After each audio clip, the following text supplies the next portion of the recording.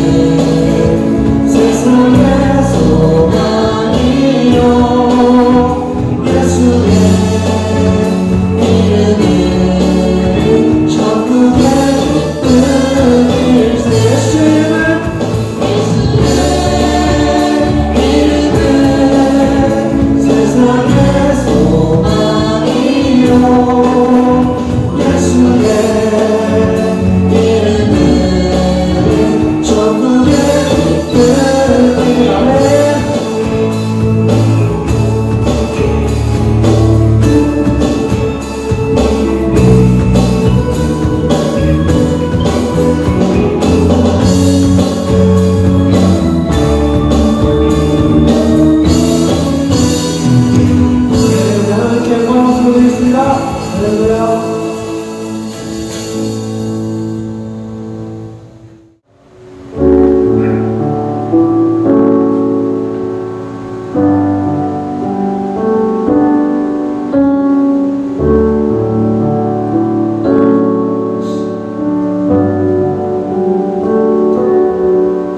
같은 길에서 다른 계절을 만나고 기쁨 슬픔 반복되는 모든 시간 속에서 주님을 바라보네. 같은 길 위에 나의 계절을 하시고 근심 평안 공존하는 모든 상황 속에서 주말을 살피시네. 하늘에 닿아도 주님밖에 없고 땅 위에 놓여도 주님밖에 없네. 인생을 걸을 때 주를 따라가고 내 삶이 다할 때 주님 곁에 있네. 처음 고백하겠습니다. 같은 길에서 다른 계절을 만나고 기쁨 슬픔 반복되는 모든 시간 속에서 주님을 바라보네. 같은 길 위에 나의 계절을 하시고 근심 평안 공존하는 모든 상황 속에서 주말을 살피시네. 하늘에 닿아도 주님밖에 없고 땅 위에 놓여도 주님밖에 없네. 인생을 걸을 때 주를 따라가고 내 삶이 나을 때 주님 곁에 있네. 다시 한번 하늘에 닿아도 주님밖에 없고 땅 위에 놓여도 주님밖에 없네. 인생을 걸을 때 주를 따라가고 내 삶이 나을 때 주님 곁에 있네.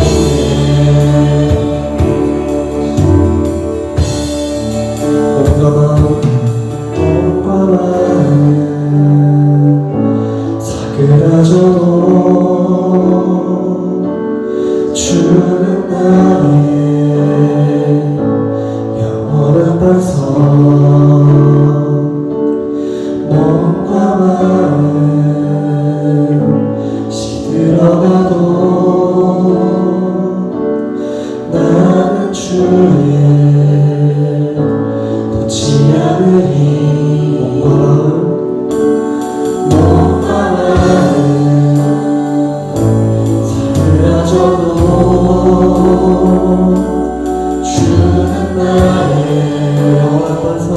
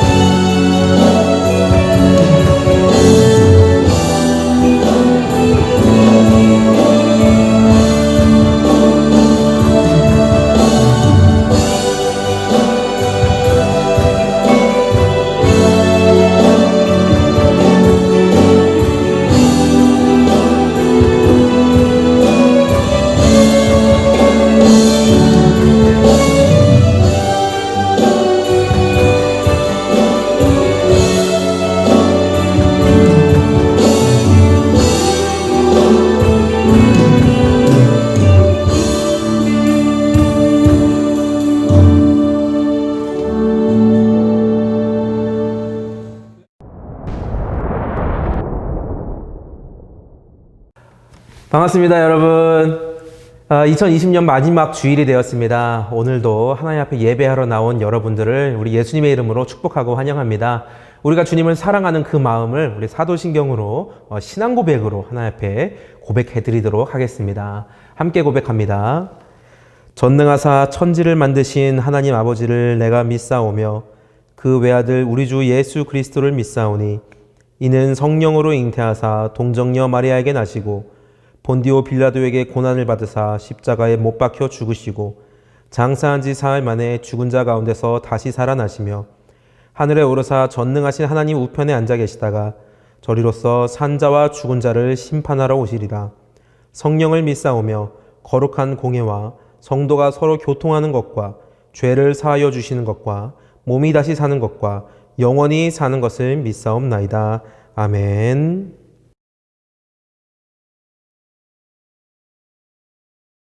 자, 여러분, 2020년 정말 마지막 주일이 왔습니다. 한 해가 어떻게 이렇게 빨리 지나가는지 모르겠어요. 오늘 이렇게 교회에서 마지막 주일 정도는 교회에서 예배를 함께 모여서 드렸으면 좋겠는데 지금 코로나 상황이 그렇게 여의치가 않죠. 지난 금요일만 해도 확진자가 1200명 넘게 나와서 참 우리 마음을 어렵게 합니다. 그래도 여러분이 교회에서 교회 오고 싶어 하는 마음, 교회에서 예배 드리고 싶어 하는 그 마음을 좀 이렇게 생각해서 오늘 예배 촬영 이렇게 우리가 항상 예배를 드리던 이 205호에서 촬영을 하고 있습니다. 여러분 교회 온 것 같고 기분 좋으시죠? 교회를 더 많이 사모하고 또 교회에서 함께 모여 예배할 날을 좀 기대하고 기도하면서 기다리는 그런 우리 고등처가 됐으면 좋겠습니다. 자, 그러면 오늘 하나님께서 우리에게 주신 말씀을 함께 보도록 하겠습니다. 출애굽기 33장 1절부터 6절의 말씀입니다. 함께 읽습니다. 여호와께서 모세에게 이르시되 너는 내가 애굽 땅에서 인도하여 낸 백성과 함께 여기를 떠나서 내가 아브라함과 이삭과 야곱에게 맹세하여 내 자손에게 주기로 한 그 땅으로 올라가라. 내가 사자를 너보다 앞서 보내어 가나안 사람과 아모리 사람과 헷 사람과 브리스 사람과 히위 사람과 여부수 사람을 쫓아내고 너희를 젖과 꿀이 흐르는 땅에 이르게 하려니와 나는 너희와 함께 올라가지 아니하리니 너희는 목이 곧은 백성인즉 내가 길에서 너희를 진멸할까 염려함이니라 하시니 백성이 이 준엄한 말씀을 듣고 슬퍼하여 한 사람도 자기의 몸을 단장하지 아니하니 여호와께서 모세에게 이르시기를 이스라엘 자손에게 이르라. 너희는 목이 곧은 백성인즉 내가 한순간이라도 너희 가운데에 이르면 너희를 진멸하리니 너희는 장신구를 떼어내라. 그리하면 내가 너희에게 어떻게 할 것인지 정하겠노라 하셨습니다. 이스라엘 자손이 호렙산에서부터 그들의 장신구를 떼어내니라. 아멘.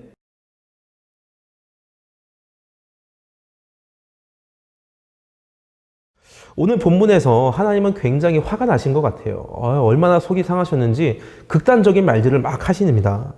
왜냐하면 이스라엘 백성들이 대놓고 하나님 앞에서 우상 숭배를 했거든요. 이스라엘을 광야로 이끌었던 이 모세가 우리가 저번까지 배웠던 성막, 제사, 제도 이런 것들을 하나님 앞에 이제 지시를 받기 위해서 시내 산 위에 올라갔던 때에 그새를 못 참고 이 이스라엘 백성들이 자기가 신을 섬겨야겠다. 우리를 보호할 신이 있어야겠다라고 하면서 금을만 모아다가 금송아지로 우상을 만들어버리고 그것에 숭배를 했습니다. 그러니까 하나님께서 이것을 보고 얼마나 화가 나셨을까요? 이스라엘 백성들을 사랑해서 애굽 땅에서 건져내셨는데 그랬는데 이 애굽 땅에 나온 이스라엘 백성들이 하나님 앞에 예배를 하는 것이 아니라 하나님의 백성으로 살기로 다짐해놓고 그대로 사는 것이 아니라 하나님의 백성으로 살겠다고 이야기를 해놓고 곧바로 금신상을 만들어서 거기에다가 절을 하고 있으니 하나님께서 굉장히 화가 나셨습니다. 그래서 모세에게 그 이스라엘 백성들을 데리고 얼른 빨리 가나안 땅으로 가라 이렇게 얘기를 하시는 거예요. 가나안 땅으로 가면 좋은 것 같은데 하나님께서 한마디를 더 하시기를 그 백성들과 나는 안 가겠다 이렇게 얘기를 하시는 겁니다. 오늘 본문이었던 1절과 3절을 다 같이 한번 읽도록 하겠습니다. 여호와께서 모세에게 이르시되 너는 내가 애굽 땅에서 인도하여 낸 백성과 함께 여기를 떠나서 내가 아브라함과 이삭과 야곱에게 맹세하여 내 자손에게 주기로 한 땅으로 올라가라. 너희를 젖과 꿀이 흐르는 땅에 이르게 하려니와 나는 너희와 함께 올라가지 아니하리니 너희는 목이 곧은 백성인즉 내가 길에서 너희를 진멸할까 염려함이니라 하시니. 여러분, 하나님이 어느 정도 화가 나는지 좀 짐작이 되십니까? 이런 말이잖아요. 나는 지금 너희를 싹 다 죽이고 싶어. 그런데 너희는 그럴 가치도 없어. 그러니까 너희는 꼴도 보기 싫으니까 내 앞에서 싹 사라져. 이렇게 얘기를 하신 겁니다. 얼마나 화가 나셨으면 이스라엘 백성들을 싹 다 죽이고 싶으시다는 거예요. 그런데 이스라엘 백성들은 그럴 가치도 없고, 그리고 하나님 손에 괜히 피 묻힐 필요도 없으니까 내가 너희를 죽이기 전에 얼른 사라져라. 이렇게 화가 나신 하나님을 보신 적이 있습니까? 이렇게 화가 나신 하나님. 오늘이 이 2020년 마지막 주일인데 저는 이렇게 무서운 하나님에 대한 본문을 가지고 이렇게 여러분과 말씀을 나누려고 나왔어요. 근데 이렇게 이게 2020년을 며칠 안 남겨둔 상태에서 이렇게 무겁고 무서운 하나님에 대한 말씀을 다루면 그러면 좀 마무리가 좀 좋지 않죠. 그래서 조금 그래도 이 말씀을 통해서 저와 여러분이 함께 느꼈으면 하는 바가 있기 때문에 이 말씀을 묵상해서 여러분 앞에 가지고 나왔습니다. 그리고 또 이렇게 무서운 말씀을 전하면 분위기가 굉장히 무겁기 때문에 조금 우리에게 친숙한 가위바위보를 우리 소재로 삼아서 말씀을 좀 가볍게 나눠보려고 합니다. 여러분, 가위바위보 할 때 저는 어릴 때 이런 거 많이 했어요. 가위바위 보슬보슬 개미똥 꼬멍멍이가 노래를 한 다람쥐가 소풍을 간다. 여러분 이런 거 안 했나요? 이게 우리나라는 가위바위보 막 좋아하죠. 근데 우리나라뿐만 아니라 전 세계 사람들이 가위바위보를 굉장히 좋아합니다. 이게 얼마나 좋아하면은 아무 이유 없이 가볍게 이게 딱밤 때리는 그 게임부터 각종 내기까지 가위바위보를 많이 하는데, 제가 봤을 때는 우리나라에서 가장 가위바위보를 많이 하는 시간대가 식사 시간인 것 같아요. 우리 학생들은 잘 알죠. 다 같이 급식을 먹고 이 급식 한 명한테 급식 잔반을 다 몰아주고 그런 거.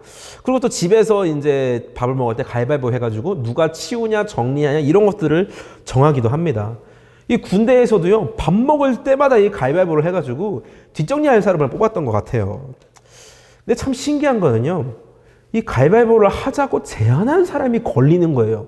여러분 이런 경험 있죠? 자기가 이걸 하기 싫어가지고 가위바위보를 하자고 했는데 되려 자기가 걸려버리는 게 너무 재밌지 않습니까? 그래서 이거는 군대에서 이거는 짜게 법칙이라고 했는데, 이거는 이제 지는 법칙이죠. 가위바위보를 했을 때 지는 법칙.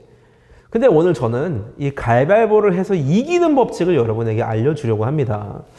그래서 이 법칙을 여러분에게 소개하고 싶은데, 이 법칙을 하면 가위바위보 무조건 이길 수 있습니다. 그리고 더 놀라운 사실은 우리 신앙생활도 이길 수 있다는 방법입니다. 그러니까 이 법칙, 가위바위보 절대 지지 않는 이 법칙을 여러분 잘 배웠으면 좋겠습니다. 자, 그러면 가위바위보 절대 지지 않는 첫 번째 법칙이 뭐냐? 상대방이 뭘 내려고 하는지를 잘 파악해야 됩니다.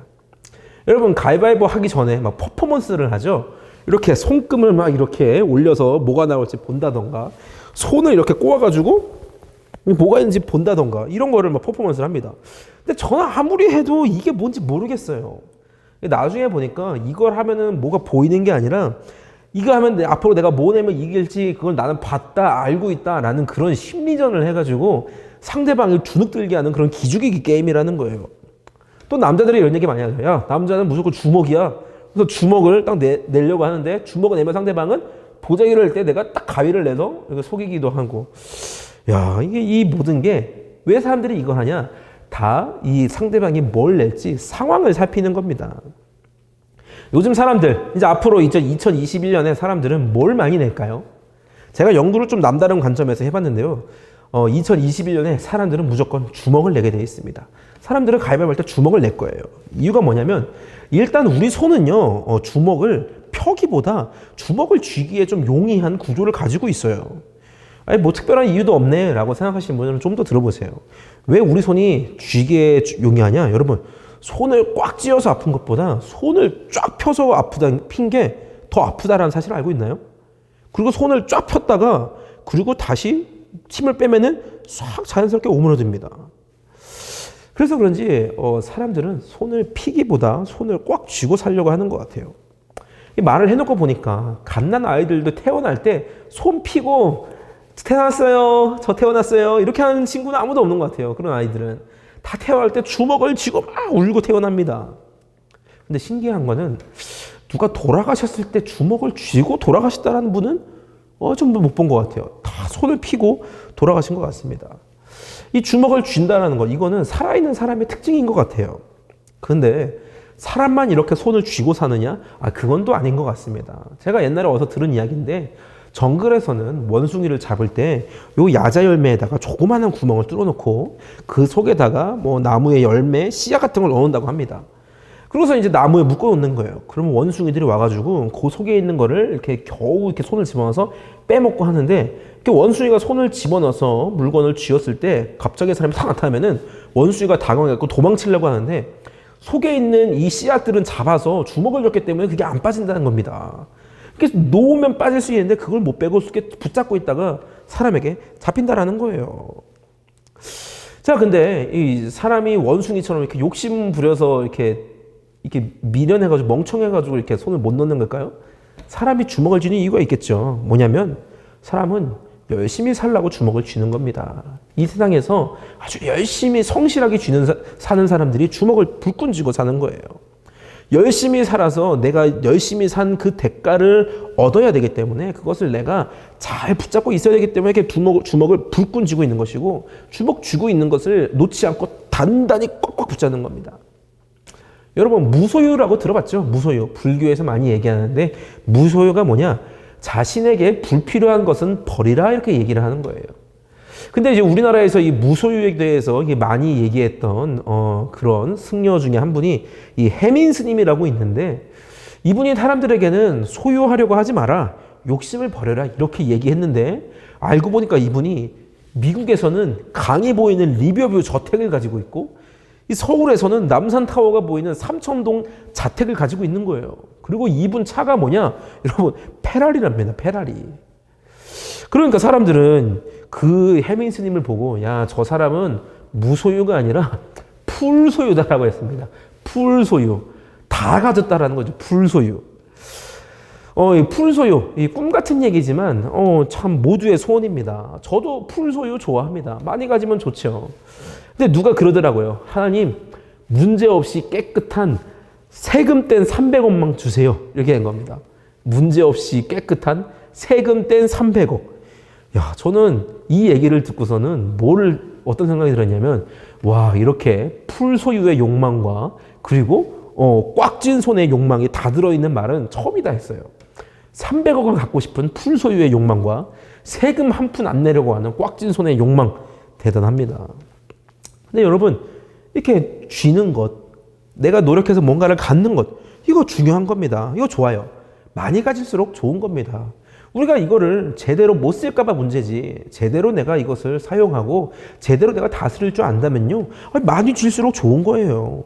분수에 넘치게 쥐는 것은 문제지만 그거를 잘 다스릴 수 있도록 내 손이 커진다라고 한다면 그건 더 좋은 거예요. 그래서 많이 쥐면 쥘수록 좋은 거 아닌가요? 이렇게 사람들은 다 이렇게 주먹을 쥐고 삽니다. 그리고 그 주먹을 펼 생각은 잘 없는 것 같아요. 듣고 보니까 그렇죠. 그러니까 우리는요, 이제 이런 사람들하고 가위바위보를 하는 겁니다. 그러니까 이런 사람들하고 가위바위보를 하는데 이 사람들이 뭐 낼지를 모른다라고 얘기하면 그러면 조금 문제가 있는 겁니다.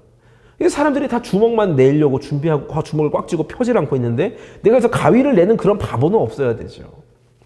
자, 이제 사람들이 뭘 낼지를 파악했으니까 이제 어떻게 하면 완벽하게 승리를 낼 수 있는 그 가위바위보, 절대 지지 않는 두 번째 법칙을 알려드리려고 합니다. 절대 지지 않는 가위바위보 두 번째 법칙. 모두가 바위를 낼 때 나는 돌을 내는 겁니다. 쉽죠? 사람들이 놓치고 있는 게요, 단단히 쥐려고 하면은 오히려 손을 펴야 한다는 사실을 잘 모르는 것 같습니다. 뭔가를 오래 붙들고 있으려고 해도 중간중간 내가 손을 펴야, 그래서 손에 피도 돌고 스트레칭도 해야 더 오래 붙잡을 수 있다는 사실을 사람들이 참 좀 놓치고 있는 것 같아요. 즉, 잘 살고 남들보다 더 많이 가지고 남들보다 더 뛰어나고 남들보다 더 앞서가려고 그렇게 아둥바둥 두 주먹 딱 불끈 쥐고 살아가는 것보다 가끔씩은 또는 종종 자주 손을 펴는 것, 잠시 그렇게 달려왔던 것을 멈추고 손을 펴는 것이 오히려 내가 더 많이 쥘 수 있게 하고 오히려 내가 더 오래 쥘 수 있게 한다는 겁니다. 성경은요, 우리가 언젠가 하나님 앞에 나와야 할 인생의 시기가 있다고 이야기를 하고 있습니다. 우리는 이 땅에 살면서 우리 각자가 해야 될 일들이 있죠. 우리 고등처 학생 여러분들은 공부가 여러분이 해야 될 일입니다. 예체능을 준비하는 학생들은 그 예체능의 그 실력을 잘 갈고 닦는 것이 여러분이 해야 할 일이에요. 그런데 그렇게 우리의 인생을 최선을 다해서 살아가는 한편 하나님 앞에 나와야 할 시점들이 있다라는 겁니다. 우리가 잊지 말아야 할 것은 무엇이냐? 우리의 인생에 끝이 있다라는 거죠. 우리가 이 인생을 마치고 하나님 앞에 반드시 서서 심판을 받게 된다는 겁니다. 우리가 어떻게 살아왔는지 심판을 받게 된다는 그때가 있는데 중요한 건 정말 중요한 건 그것에 연습이라도 하듯이 우리가 살아가는 그때 삶의 중간중간마다 하나님 앞에 서야 하는 그때가 있다는 겁니다. 전도서를 기록한 이 솔로몬은 그때를 이렇게 말씀으로 기록했습니다. 전도서 12장 1절인데요.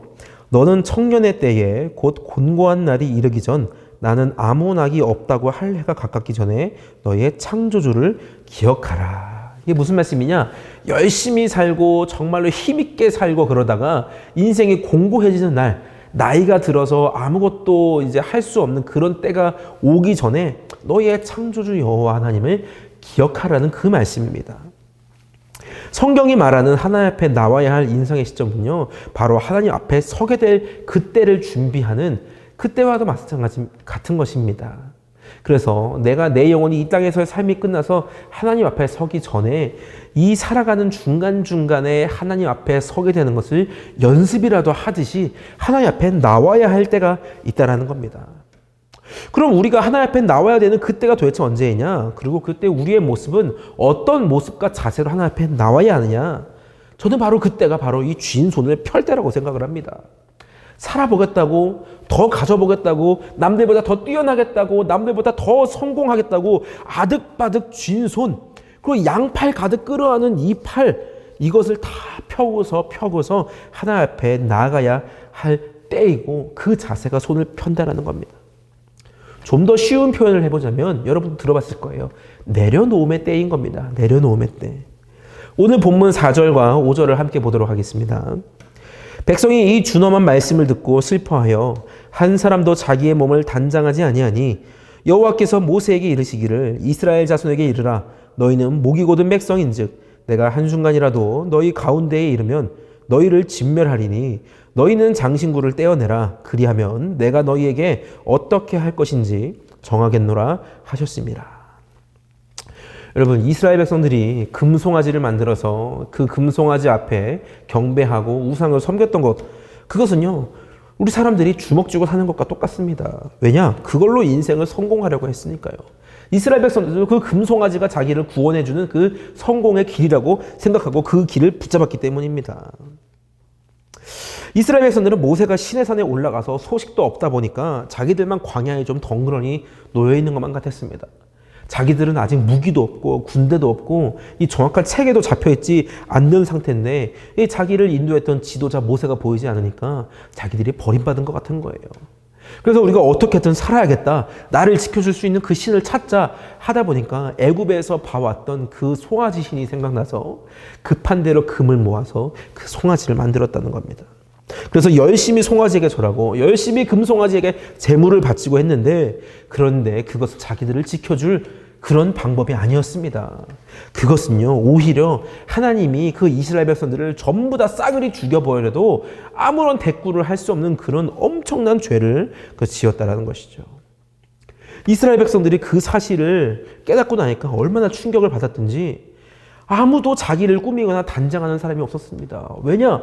이제 나는 하나님 앞에 죽을지도 모르는데 내가 그렇게 장신구를 하고 나를 꾸며갖고 뭐 하느냐라는 거예요. 그런 이스라엘 백성들, 실망하고 슬퍼하는 이스라엘 백성들, 충격을 먹은 이스라엘 백성들 앞에 하나님이 말씀하시기를 너희는 장신구를 떼어내라 이렇게 말씀을 하십니다. 당시 장신구가 지금과 뭐 다르겠어요? 반지, 팔찌, 목걸이, 뭐 머리핀, 그리고 좋은 옷 이런 걸 겁니다. 그리고 이것을 떼어내라는 것은 지금은 장신구를 착용할 때가 아니다라는 겁니다. 너희가 사람들 앞에 인정받으려고 꼈던 그 모든 장신구, 지금 사람들 앞에 인정받는 것, 남들 앞에 잘 산다고 과시하는 것, 그런 게 중요한 때가 아니라는 겁니다. 지금은 그보다 더 중요한 것을 해야 할 때다라는 것이 너희는 장신구를 떼어내라라는 것입니다. 오늘 설교의 이 주제에 맞춰보자면 지금은 손을 쥘 때가 아니라 손을 펼 때다라고 하나님께서 말씀을 하고 계신 겁니다. 여러분, 하나님 앞에 나아갈 때는요, 다 내려놓고 나아가야 합니다. 하나님 앞에 내 손이 비었다라는 것을 보여드려야 한다는 거예요. 이것은 내가 쥐고 있던 것을 버리라는 얘기가 아닙니다. 내가 추구하던 것들을 다 놓쳐버리고 잃어버리고 빼앗긴다는 얘기가 아니에요. 우리가 손을 핀다라는 것은요, 하나님 앞에 나아갈 때 이 빈손으로 하나님 앞에 나아간다는 것은요, 우리가 쥐고 있던 그것들을 내려놓고 더 귀하고 좋은 것을 잡기 위해서 내 마음과 손을 다 비우라고 하는 겁니다. 우리가 손을 펴서 하나님 앞에서 잡을 수 있는 그동안 내가 가지고 있던 어떤 것, 내가 잡고 있던 그 어떤 것보다 더 귀하고 더 좋은 그런 것이 뭐가 있냐? 여러분, 그게 바로 하나님의 손입니다. 이 세상에서 내가 잡을 수 있는 어떤 것들보다 더 좋고 더 귀하고 더 힘있고 능력 있는 것이 바로 하나님의 손이라는 거예요. 여러분, 항복할 때 왜 두 팔을 이렇게 올립니까? 내 손에 무기가 없다라는 것을 보여주는 겁니다. 내 손이 빈손이라는 것을 말해주는 거예요. 마찬가지로 우리가 하나님 앞에 나올 때는요, 이런 항복하는 마음으로 나와야 된다는 겁니다. 하나님, 내가 세상에서요, 내가 성공하려고 나는 공부에 더 신경을 쓰고, 나는 내 실력을 갈고 닦는 데 더 신경을 쓰고, 나는 돈을 더 많이 모으는데 신경을 쓰고, 나는 외모로 성공하려고 이 외모에 신경을 더 많이 썼는데요.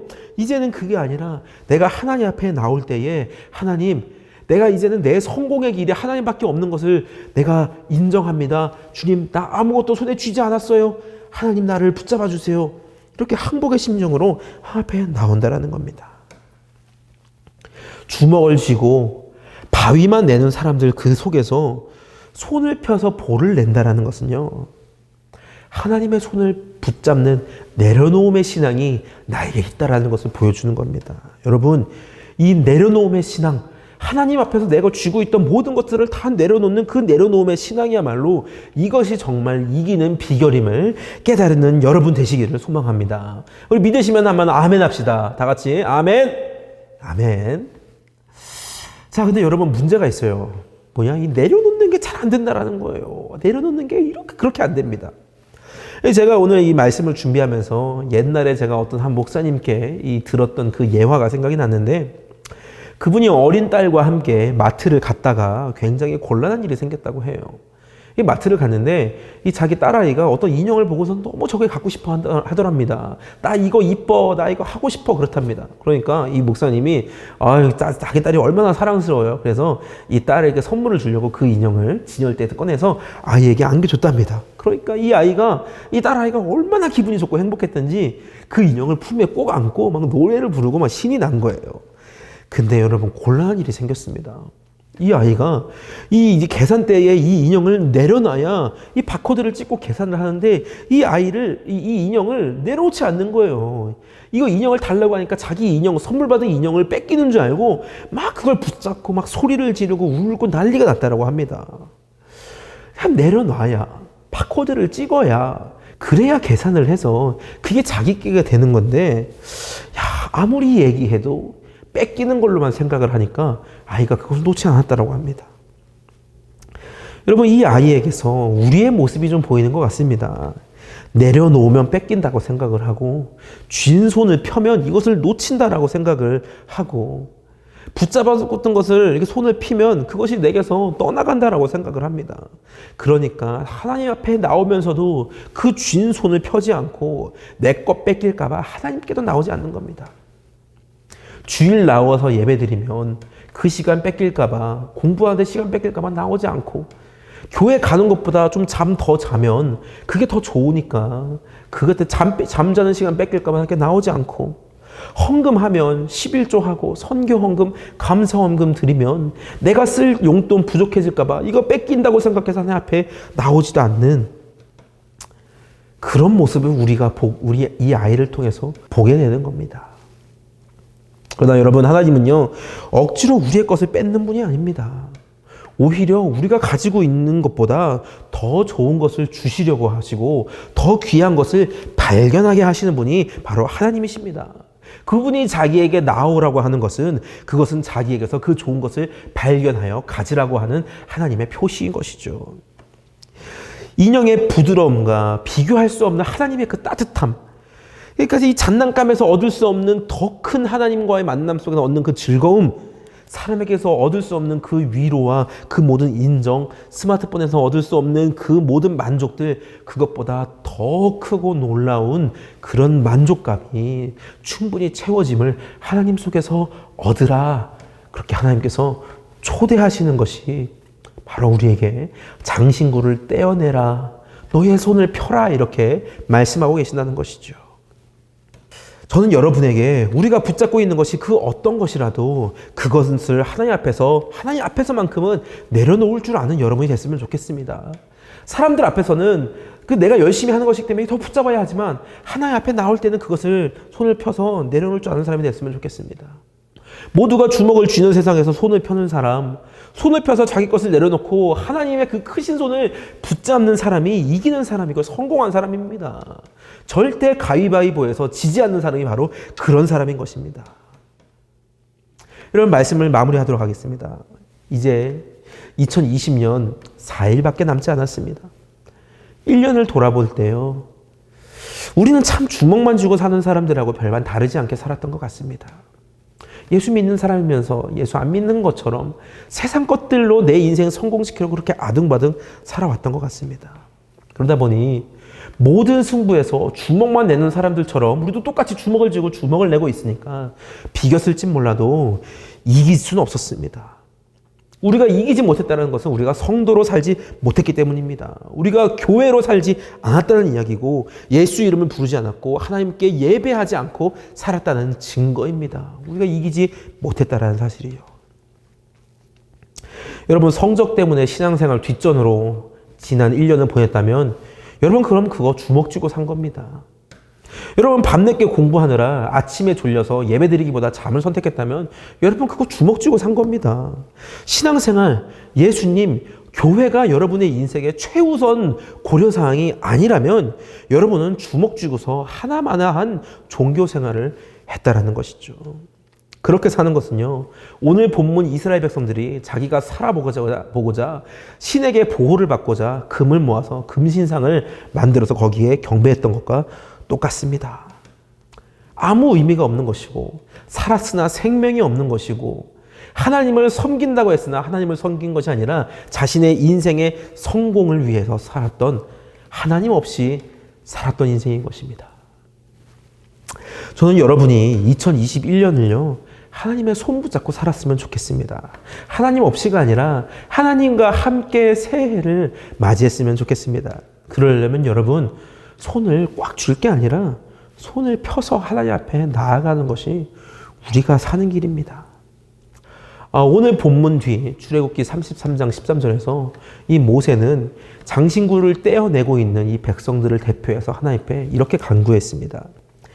내가 참으로 주의 목전에 은총을 입었사오면 원하건대 주의 길을 내게 보이사 내게 주를 알리시고 나로 주의 목전에 은총을 입게 하시며 이 족속을 주의 백성으로 여기소서.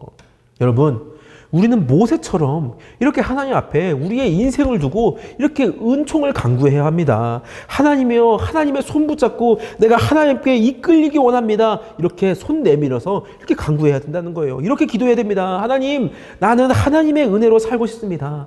나는 하나님의 백성으로 여기시고 나의 길을 인도하여 주시옵소서. 내가 예수의 이름을 부르는 성도로, 교회로, 하나님의 백성으로, 의인으로 살 수 있도록 나를 이끌어 주시옵소서. 이렇게 기도해야 된다는 겁니다.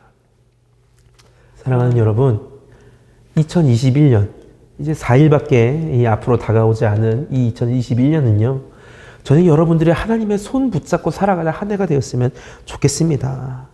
다른 어떤 것보다 하나님의 손을 붙잡고, 다른 어떤 것보다 예수의 이름을 부르고, 다른 어떤 것보다, 다른 어느 곳보다 모여있으나 흩어져 있으나 여러분이 교회로 살아갔으면 좋겠습니다. 하나님을 예배하는 교회로, 모여서도 교회가 되고 흩어져서도 교회가 되는 그런 삶을 여러분이 살았으면 좋겠습니다.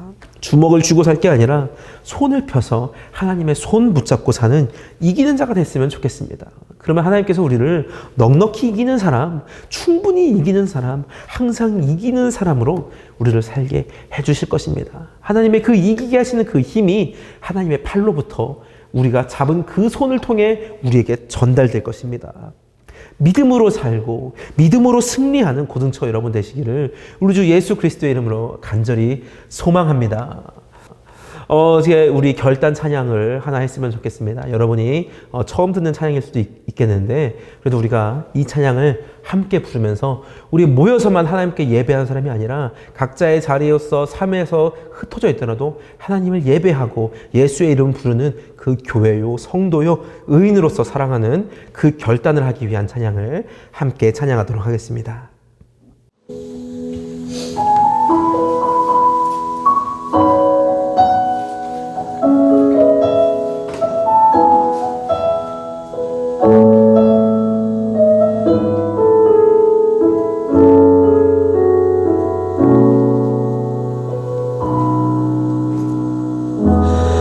하나님 어디에나 계시죠. 교회와 가정, 학교와 일터에도 하나님 이름 부르는 그곳에 주 계시니 그곳이 바로 교회라. 내가 선 그곳이 어디라도 여전히 주님 나와 함께 계시니 하나님 이름 부르며 살리 내 안에 주 계시니 우리가 바로 교회라. 우리 모여서 예배하고 흩어져서 예배해요. 우리 어디 있든지 하나님 함께 하시니 우리 모여서 예배하고 흩어져서 예배해요. 우리 어디 있든지 오직 주님만 예배합니다. 하나님 어디에나 하나님 어디에나 계시죠. 교회와 가정 학교와 일터에도 하나님 이름 부르는 그곳에 주 계시니 그곳이 바로 교회라. 모여서 예배하고 모여서 예배하고 흩어져서 예배해요. 우리 어디 있든지 하나님 함께 하시니 우리 모여서 예배하고 흩어져서 예배해요. 우리 어디 있든지 오직 주님만 예배합니다. 우리 모여서 예배하고 흩어져서 예배해요.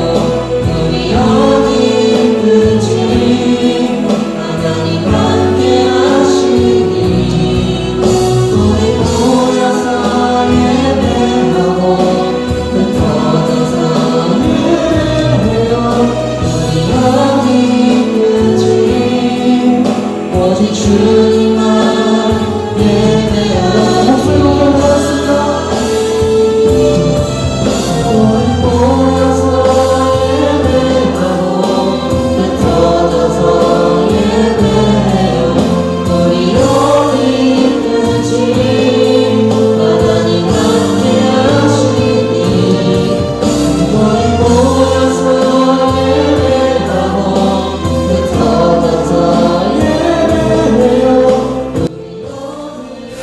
자, 우리 함께 기도하도록 하겠습니다. 사랑과 은혜가 풍성하신 하나님 아버지, 우리를 불쌍히 여겨 주시옵소서.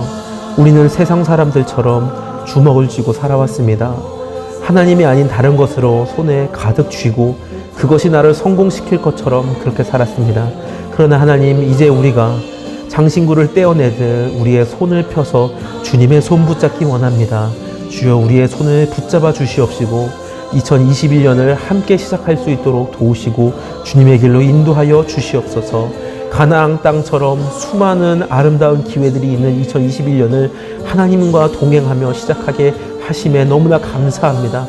주여, 우리의 마음 가운데 이 손 놓지 않으려는 결단과 결심이 있게 하여 주시옵시고 세상의 것이 아니라 하나님의 손 더욱 붙잡는 주님의 귀한 자녀 될 수 있도록 도와주시고 함께하여 주시옵소서. 감사드리며 예수님의 이름으로 간절히 기도합나이다. 아멘. 주기도문으로 예배를 마치도록 하겠습니다. 너희는 이렇게 기도하라. 하늘에 계신 우리 아버지여, 이름이 거룩히 여김을 받으시오며 나라가 임하옵시며 뜻이 하늘에서 이루어진 것 같이 땅에서도 이루어지이다. 오늘날 우리에게 일용한 양식을 주옵시고 우리가 우리에게 죄 지은 자를 사하여 준 것 같이 우리 죄를 사하여 주옵시고 우리를 시험에 들게 하지 마옵시고 다만 악에서 구하옵소서. 대개 나라와 권세와 영광이 아버지께 영원히 있사옵나이다. 아멘.